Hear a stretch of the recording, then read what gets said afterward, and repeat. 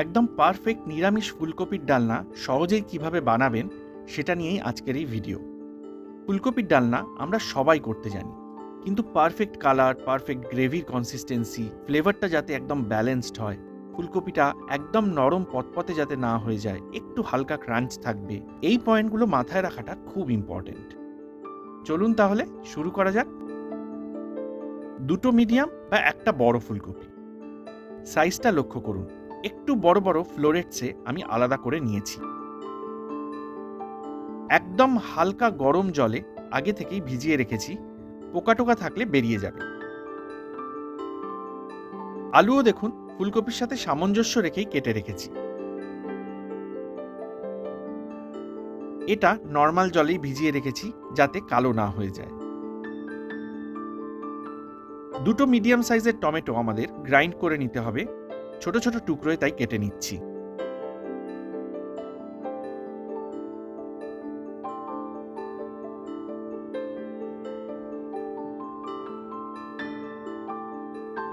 সঙ্গে নিচ্ছি 2 থেকে 3টে কাঁচা লঙ্কা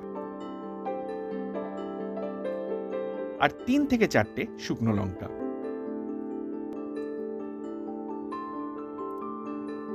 আর গোটা কাজু নিয়ে নিচ্ছি 5 থেকে 6টা। এই কাজুটাই গ্রেভিটায় একটা রিচনেস তো অ্যাড করবেই, সঙ্গে গ্রেভিটার কনসিস্টেন্সিটাও ঠিক করবে। দেখুন পুরোটা সুন্দর পেস্ট করে নিয়েছি, আপাতত সরিয়ে রাখছি এটা। এবার মশলার একটা মিশ্রণ তৈরি করে নেব। নিয়ে নিচ্ছি 1.5 টিস্পুন ভর্তি জিরের গুঁড়ো, 1/2 টিস্পুন ধনের গুঁড়ো, গোলমরিচের গুঁড়ো নিচ্ছি 1/4 টিস্পুন মতো, হলুদ গুঁড়ো 3/4 টিস্পুন, কাশ্মীরি লঙ্কার গুঁড়ো নিয়ে নিচ্ছি 2 টিস্পুন, আর 1/8 টিস্পুন মতো নিচ্ছি হিং। অল্প জল দিয়ে মশলাগুলো গুলে সরিয়ে রাখছি।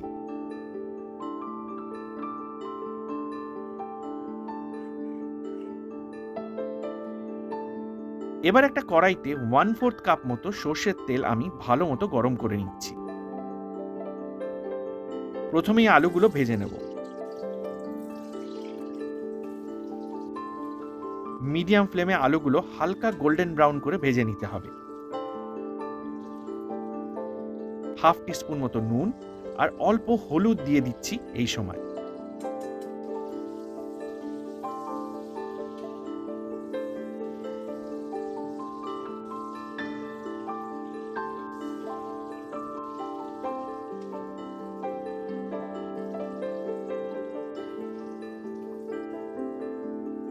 দেখুন কালারটা লক্ষ্য করুন, এর চেয়ে বেশি ভাজার কিন্তু দরকার নেই।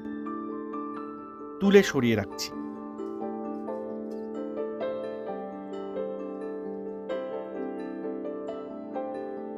এই সেম তেলে এবার কপিগুলো ভেজে নিতে হবে। ফ্লেমটা মিডিয়াম থেকে একটু হাইয়ের দিকে করে দেবেন এই সময়।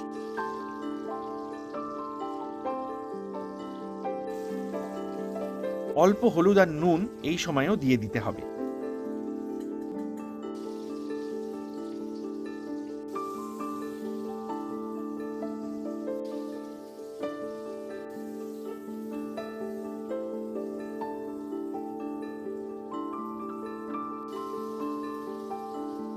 হালকা হালকা গোল্ডেন ব্রাউন রং ধরবে আর হালকা একটু নরম মতো হয়ে আসবে, এই অবস্থায় তুলে সরিয়ে নিতে হবে আমাদের কপিগুলো।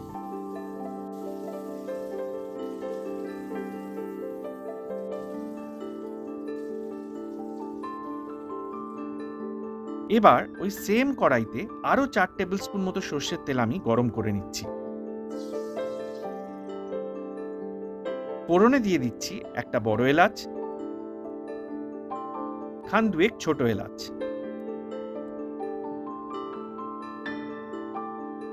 একটা বড় তেজপাতা, 2টো গোটা শুকনো লঙ্কা। হালকা নেড়ে নিয়ে দিয়ে দিচ্ছি 1/4 টিস্পুন মতো সাদা জিরে। ফ্লেমটা এই সময় একদম লোতে রাখবেন, না হলে কিন্তু ফোড়নগুলো ফট করে পুড়ে যাবে। আর তারপরেই দিয়ে দেবো 1.5 টেবিল স্পুন ভর্তি আদা বাটা। লো ফ্লেমেই 15 থেকে 20 সেকেন্ড মতো নেড়ে টমেটো, কাজু আর লঙ্কার পেস্টটা দিয়ে দেবো।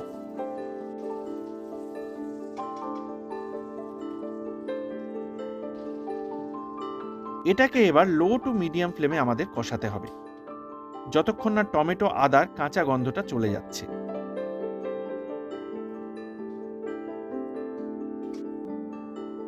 খুব ড্রাই হয়ে এলে এই সময় একটু করে জলের ছিটে দিয়ে নেবেন।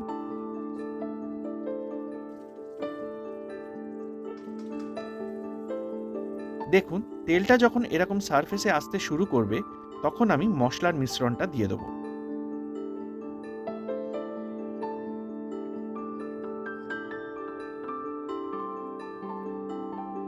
এটাও এবার আমাদের ততক্ষণ কষাতে হবে যতক্ষণ না মশলার কাঁচা গন্ধটা চলে যাচ্ছে আর তেলটাও আলাদা হয়ে সারফেসে আসতে শুরু করছে।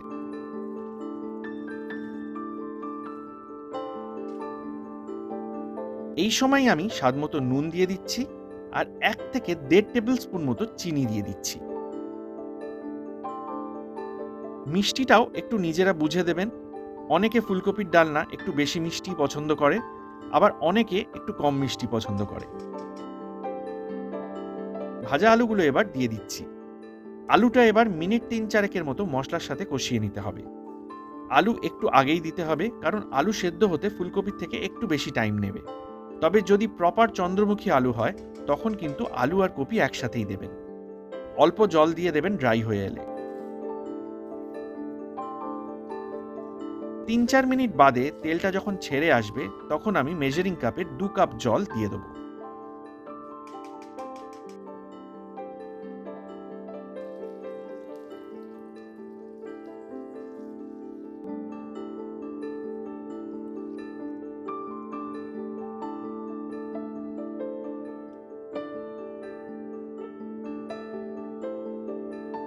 এরপর লো ফ্লেমে চাপা দিয়ে দেবো মিনিট 5 জন্য। 5 মিনিট বাদে আমাদের চাপাটা তুলে কপিটা দিতে হবে।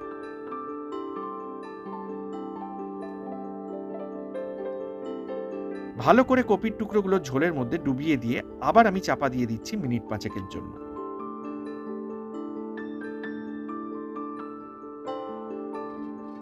এইরকম সময় কপিটা দিলে দেখবেন সুন্দর গোটা গোটাও থাকবে, একদম গলেও যাবে না, অথচ নরম হবে, আবার হালকা একটা ক্রাঞ্চও থাকবে।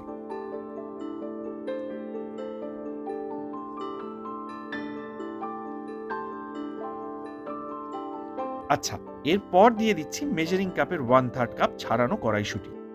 কড়াইশুঁটিটাও কিন্তু এই পর্যায়েই দেবেন। এরপর মিডিয়াম ফ্লেমে আমাদের ঝোলটাকে টানিয়ে নেওয়া।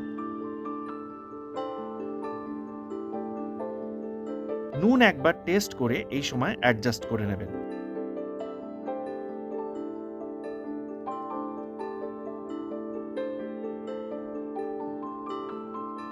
নামাবার মিনিট 2 আগে 3 থেকে 4টে কাঁচা লঙ্কা দিয়ে দিচ্ছি।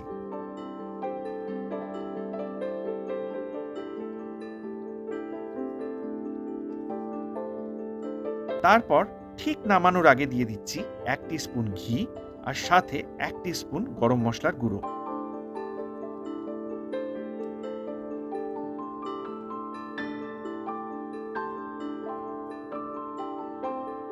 ফ্লেমটা এই সময় একদম লোয়েস্টে করে দেবেন আর ভালো করে একবার মিশিয়ে নিলেই কিন্তু আমাদের নিরামিষ আলু ফুলকপির ডালনা রেডি। লুচি, পরোটা বা ভাতের সাথে খাওয়ার জন্য অসাধারণ একটা নিরামিষ রেসিপি। আপনারা আপনাদের মতো তো করেনই, অবশ্যই একবার যে পদ্ধতিতে করে দেখালাম সেইভাবে করে দেখুন। অবশ্যই কমেন্ট সেকশনে আপনাদের কিছু জিজ্ঞাসা থাকলে সেটা লিখে জানাবেন। আচ্ছা, আলু ফুলকপির একটু ডিফারেন্ট একটা রেসিপি দেখতে চাইলে মালাই আলু ফুলকপির রেসিপির একটা লিঙ্ক আমি ডেসক্রিপশনে শেয়ার করে দিচ্ছি, অবশ্যই একবার চেক করে নিতে পারেন। আজ তাহলে এই পর্যন্তই। নেক্সট আবার আসছি নতুন দারুণ আর একটা কোনো রেসিপির সাথে।